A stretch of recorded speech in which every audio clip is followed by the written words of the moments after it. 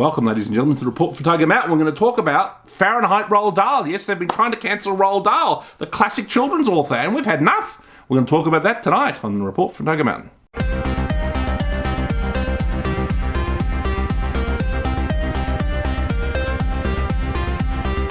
All right, ladies and gentlemen, this is about Roald Dahl. I'm sure you're familiar with his work, James and the Giant Peach, Charlie and the Chocolate Factory, many other classic, children's books, we all grew up with and that are classics, And I guess he was known for his kind of, how would you say it, colourful description of kind of, like the kind of children who were misbehaving or were kind of obnoxious, or maybe they were fat, or they were this or they were that, and he would sort of often mock children who went to extremes in childhood, and obviously in Charlie and the Chocolate Factory with those 6 characters who get sent down chutes or whatever, and then the one decent child who ends up with the golden ticket ending up inheriting the Charlie and the Chocolate Factory itself. So he's a classic author, and what's interesting is obviously when I originally wanted to do this report, he had sort of been cancelled, and the estate of Roald Dahl had agreed to censor his work, but there was such an uproar because even people on the left, even people like not really, I guess the current Tory Prime Minister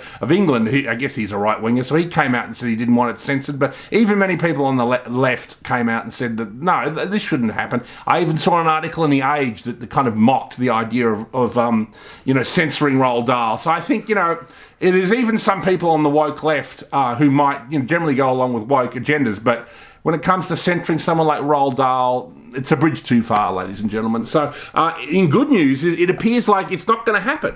That the censoring of Roald Dahl has been rolled back. You know what I mean? It was a bridge too far for them. I think maybe it might appear in some form, a censored version of Roald Dahl might appear online or something. But I think mainly the classic books of Roald Dahl will remain intact in the original text that the author preferred. Because let's face it, ladies and gentlemen, it is the Ministry of Truth. I mean, this is once they begin to do that, they begin to do everything. And as we've seen, they now want to do it with 007, James Bond. They want to alter the language. That's something that's being floated at the moment.